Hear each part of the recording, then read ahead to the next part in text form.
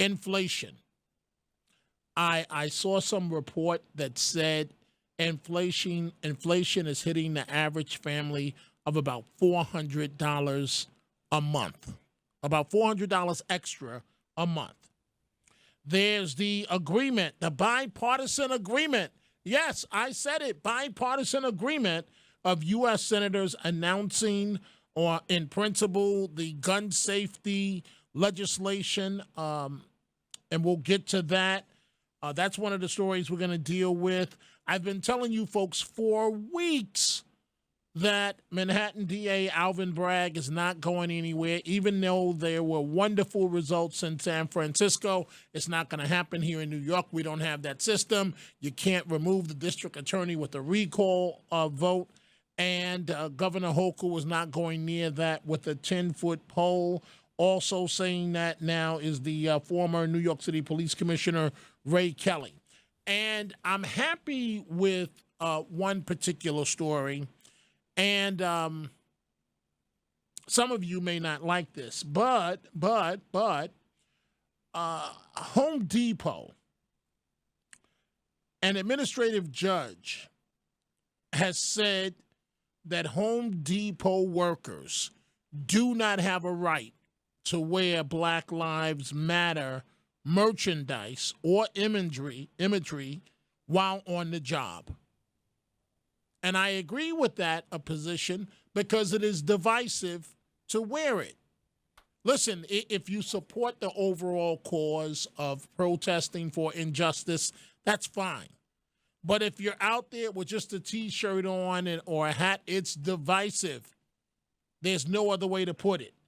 And so that's been a ruling that has come down, and we are taking your telephone calls this morning at 1-800-848-WABC, 800-848-9222. So let's start with the gun agreement, And it's good news. It is really good news for the American people. So one, it includes needed mental health resources. Wonderful news. It includes school safety and support for students. Wonderful news. And it also helps ensure dangerous criminals and those who are adjudicated, if you will, as mentally ill, they cannot purchase weapons. Wonderful news. Also, it doesn't have a red flag law in the agreement, but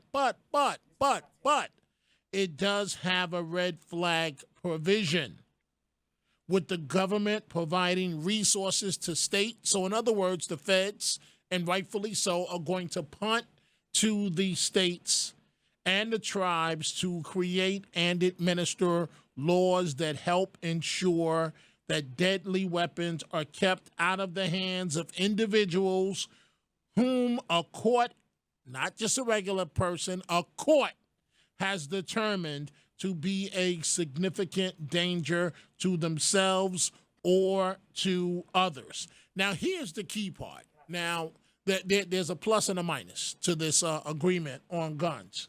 Here is the plus, the good news. I like to always start with the good news. The good news, as the announcement includes the support of 10 Republican senators. And that's important because it gives the proposal enough support to overcome the Senate filibuster. So right now, on day one, it has the support of 10 Republican senators, which will give the proposal enough support to overcome the Senate filibuster. So that's great news. The bad news is this. The bad news is that it is not in complete writing as of yet.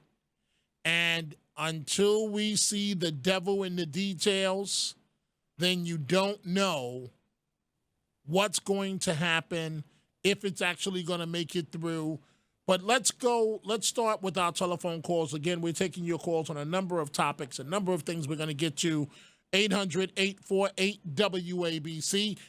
Oops, so we just lost the call there. Dominic Carter here with you folks. What I do also I want to talk about crime. That's one of the issues. The Manhattan District Attorney has come under a number of criticism, Alvin Bragg.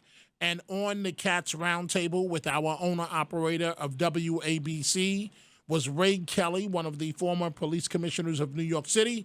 And Ray Kelly told Mr. Katsimatidis that, like it or not, Alvin Bragg is here to stay. That's going to be the big push this November's election. Who's for law and order? Well, it's going to be an issue, no question about it. But I don't think the current governor, Governor Hochul, is going to touch this because it's toxic as far as the politics are concerned. She doesn't want to do anything that looks like she's upsetting any group or any constituents that would be upset with this. So no, I think Alvin Bragg, unfortunately, is here to stay at least for the rest of his first term. Let's hope that's it. But yeah.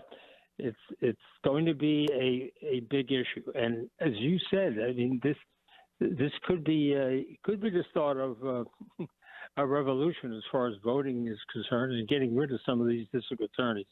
We know that the Los Angeles district attorney, he's the subject of a recall vote that's coming up, and let's hope it goes in the right direction. And so there you have Ray Kelly appearing on the Cats Roundtable. And I haven't even really started on inflation yet. We're going to get to that in just one second. But let's bring you folks into the program on this Monday morning. Dominic Carter here with you. Let's go to Max in Manhattan. Good morning, Max. You're on Talk Radio 77 WABC. Good morning, Dominic. Thank you for taking my call. Two things here. One, the law about us having guns or having the ability to hold on to arms it's not just to protect ourselves. It's because all governments, whether a monarchy, a democracy, or republic, eventually turn tyrannical. That's the history of governments. It's not something that I'm making up. And the framers of the Constitution understood that they'd be less likely to be tyrannical if we were armed. That's where the foundation of this whole thing is. Before Hitler came into power, he took the guns. Before Hugo Chavez came into power, he took the guns. Before Castro came in, before Mao Zedong came in, before Stalin came in. So Max,